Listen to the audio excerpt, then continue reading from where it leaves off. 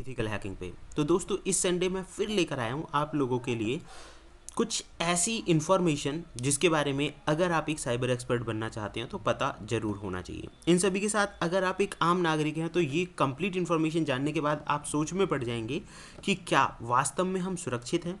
जहां cyber security की बहुत बड़ी बड़ी बातें की जाती हैं, डिजिटल इंडिया और इस तरह के बहुत सारी जो चीज़ें हैं वो बोली जाती हैं, लेकिन बावजूद इनके आज मैं आपको जो चीज़ें बताने जा रहा हूँ इसके बाद आप सोचने पर मजबूर हो जाएंगे।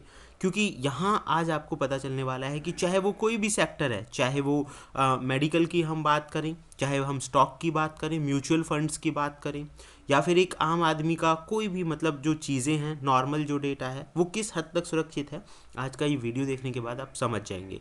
तो चलिए दोस्तों शुरू करते हैं हम आज की इस इंटरेस्टिंग क्लास को। एंड उम्मीद करता हूँ आप इस तरह की जानकारी को हर वीक मिस ना करें। तो गाइस सबसे पहले मैं आप लोगों को बताना चाहता हूँ एपिसोड 2 अपडेट नाउ के इसमें कि आप लोगों को अपडेट करने के लिए हमने ये स्टार्टिंग की है ताकि आपको लेटेस्ट जो चीज़ें हैं, लेटेस्ट जो इंसिडेंट्स हो रहे हैं उनके बारे में पता चलता रहे।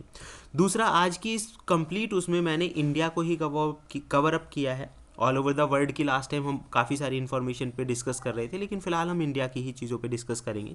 तो गाइज़ मैं आप लोगों को बताना चाहूँगा 2025 की कुछ बहुत बड़े साइबर अटैक्स के बारे में, जिसमें आप यहाँ पे देखेंगे कि जब ऑपरेशन सिंदूर हुआ अप्रैल 2025 के अंदर, जिसमें लगभग 1.5 मिलियन अटैक्स हुए एक महीने के अंदर, यानी एक महीने में 1.5 मिलियन साइबर अटैक्स, जिसमें 7 हैकिंग ग्रुप्स जो थे, जिनमें माना जा रहा है कि पाकिस्तान और बांग्लादेश और भी कई कंट्रीज़ के लोग शामिल थे, वो शामिल थे, जिन्होंने specially government, banks, hospital, railways and power जो होता है आपका इलेक्ट्रॉनिक ग्रिड्स वगैरह, इन चीज़ों इलेक्ट्रिसिटी वगैरह, इस तरह की जो चीज़ें हैं उन्हें अपना निशाना बनाया। मतलब आप इससे अंदाज़ा लगा सकते हैं कि साइबर अटैक्स जो हो रहे हैं 1.5 मिलियन बहुत ज़्यादा साइबर अटैक्स होते हैं, जिनमें से लगभग 150 से ज़्यादा सक्सेस भी हुए हैं। 1.5 मिलियन में मतलब बहुत सारे जो साइबर अटैक्स थे वो सक्सेसफुल भी हुए हैं। इन साइबर अटैक्स के अंदर इन लोगों ने DDoS attack, fishing, website hacking जैसी टेक्निक्स का इस्तेमाल किया, और ज़्यादातर जो साइबर अटैक थे वो प्रोपेगेंडा फैलाने के लिए थे। बहुत बड़े लेवल पर नुकसान नहीं पहुंचा रहे, लेकिन प्रोपेगेंडा, जैसे कि आजकल आप सुनते हैं कि देश में एक अजीब तरह की स्थिति बनी हुई है, लोग भी कई कई पार्ट्स में अलग अलग डिवाइडेड हैं, कुछ सपोर्ट कर रहे हैं चीज़ों को, कुछ नहीं कर रहे हैं। तो गाइज यहाँ से एक चीज़ तो निकल कर सामने आ रही है कि साइबर क्राइम जो है किस गति से आगे बढ़ता जा रहा है। ये मैं अभी आपको इंडिया का ही बता रहा हूँ। उसके बाद आप यहाँ पे देखेंगे अप्रैल के बाद मई में एक बहुत बड़ा साइबर अटैक हुआ, स्टार हेल्थ डेटा लीक, जिसमें लगभग 7.24 टेराबाइट का डेटा चुराया गया, जिसमें लगभग 31 मिलियन से ज़्यादा कस्टमर्स जो थे वो इफेक्ट हुए। आप सोचिए 31 मिलियन से ज़्यादा कस्टमर का डेटा। इसमें हैकर का जो नेम आ रहा है वो आ रहा है जैन। एंड ज़्यादातर जो डेटा चुराया गया, क्योंकि आप सभी जानते हैं स्टार हेल्थ जो है वो मेडिक्लेम वगैरह इस तरह की चीज़ें जो है इंश्योरेंस प्रोवाइड कराता है, तो मेडिकल से रिलेटेड जो इन्फॉर्मेशन थी, मेडिकल के जो रिकॉर्ड थे वो इसमें लीक किए गए। पर्सनल इन्फॉर्मेशन, क्योंकि जब भी आप मेडिक्लेम करेंगे तो अपनी जो ज़रूरी दस्तावेज हैं वो प्रोवाइड करते हैं, आधार कार्ड है, फ़ोन नंबर है और दूसरी बहुत सारी चीज़ें, तो ये भी उसके अंदर लीक हुआ। एंड उसके बाद जो इसका मेन सीईओ था, यानी स्टार हेल्थ का जो मेन सीईओ है, उसे आप देखेंगे डेथ थ्रेट्स भी भेजे गए। ये अपने आप में बहुत सोचने वाली बात है कि हैकर्स आज की डेट में इतने ज़्यादा हो चुके हैं, मतलब एक्टिव, कि वो डर भी नहीं रहे हैं किसी को मतलब वार्निंग देने से या इस तरह की चीज़ें भेजने से, उन्हें कोई भी डर नहीं है। और इस केस में पुलिस ने अभी तक एक ही व्यक्ति को पकड़ा है, लेकिन क्लैरिफाई नहीं हो पाई हैं चीज़ें। उसके बाद मैं आपको बताऊंगा एंजल वन, AWS लीक हुआ फरवरी 2025 के अंदर। ये इंडिया का सबसे बड़ा, जो एंजल वन की अगर हम बात करें तो ये स्टॉक वगैरह का ये काम करता है, तो इंडिया का सबसे बड़ा स्टॉक ब्रोकर था जो कि हैक हुआ, जिसमें 8 मिलियन यूजर्स का जो पर्सनल डेटा था वो रिस्क में आ गया। 8 मिलियन। अब आप देखिए धीरे धीरे जो संख्या है, कभी 31 मिलियन है, कभी 8 मिलियन है, और भी बहुत सारे लोग हैं। और ये हुआ, इसका सबसे बड़ा जो कारण था, गलत तरीके से क्लाउड सेटिंग की गई थी। यानी कि अब जहाँ जहाँ हम साइबर सिक्योरिटी की बात करते हैं, और कई बार मैंने बोला भी है कि भाई साइबर सिक्योरिटी में बहुत अच्छा फ्यूचर है, लेकिन आप देखेंगे यहाँ पे मेन मिसकॉन्फ़िगरेशन हुआ, क्लाउड की जो सेटिंग करनी थी वो गलत हो गई, और इसी की वजह से इतना बड़ा नुकसान इन्हें उठाना पड़ा। देन इसके साथ साथ उनका पैसे को लेकर, शेयर को लेकर, मतलब बहुत सारे जो सवाल हैं वो खड़े हो गए, और इनका जो शेयर प्राइस था, मार्केट वैल्यू जो थी, 5% से ज़्यादा डाउन हो गई एक दिन के अंदर। तो आप देखिए प्रॉपर साइबर सिक्योरिटी ना रखने से कितना बड़ा नुकसान हो सकता है, ये एक सीख है उन लोगों के लिए।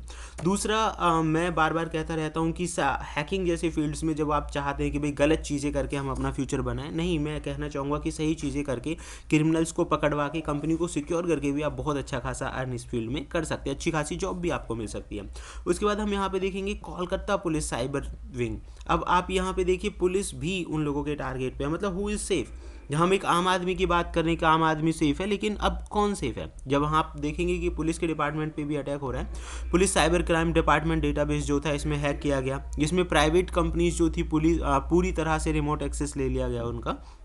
और इसका सबसे बड़ा कारण था वीक पासवर्ड, मतलब वीक पासवर्ड्स रखे हुए थे। आप देखेंगे बार बार बोला जाता है कि स्ट्रॉन्ग पासवर्ड रखो, पासवर्ड को टाइम टू टाइम चेंज करते रहो, 2 स्टेप ऑथेंटिकेशन लगाओ, लेकिन लोगों को कई बार लगता है कि यार ये चीज़ें मजाक है, और यही छोटी छोटी गलतियां कितना बड़ा नुकसान कर सकती हैं आप समझ सकते हैं। क्योंकि इस केस में भी सीक्रेट पुलिस फाइल जो थी वो लीक हो गई, और पुलिस ने मतलब केस फाइल किया गया किसी भी कंपनी के लिए, मतलब बात सही है, लेकिन यहाँ पे भी आप देखेंगे ना वीक पासवर्ड रखना भी तो एक बहुत बड़ी गलती है। ये चीज़ें बाद की हैं, अब क्या हुआ, कौन पकड़ा गया, पकड़ा जाएगा, बाद की चीज़ें, लेकिन डेटा तो लीक हुआ और इनका बहुत बड़े लेवल पर बिजनेस होता है डार्क वेब के ऊपर।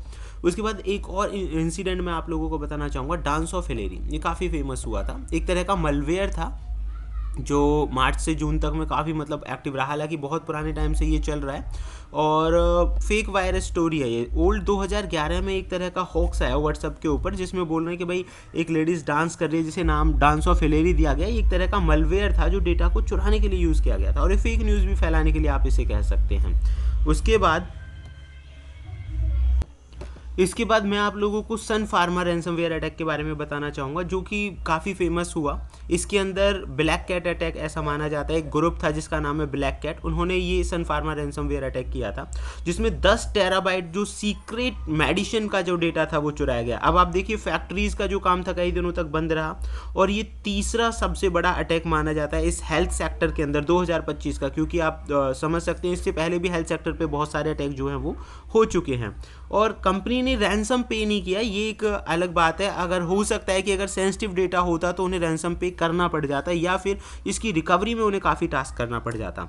एक और खास न्यूज़ मैं आप लोगों को बताना चाहूँगा, BSE साइबर अलर्ट, यानी कि बॉम्बे स्टॉक एक्सचेंज। यहाँ पे आप देख रहे हैं बॉम्बे स्टॉक एक्सचेंज को भी वार्न किया गया। ये अलर्ट था, एक तरह की वार्निंग आप इसे कह सकते हैं, जिसमें पाकिस्तान गवर्नमेंट के जो हैकर्स थे उन्होंने टारगेट किया बैंक और ब्रोकर्स को।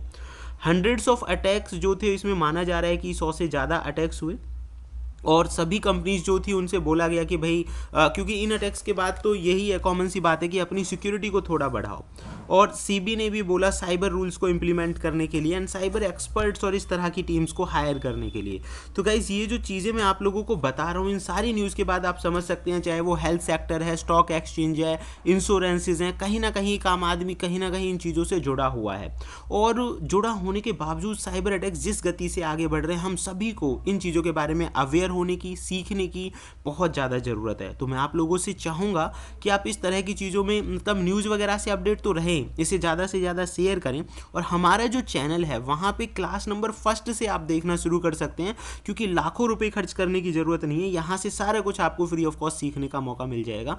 तो उम्मीद करता हूँ आप मेरे इस कार्य में मेरी हेल्प करेंगे, एंड वीडियो अच्छा लगा हो तो लाइक शेयर एंड सब्सक्राइब करें, एंड देखते रहें YouTube channel Masters in Ethical Hacking. Thank you friends, good bye.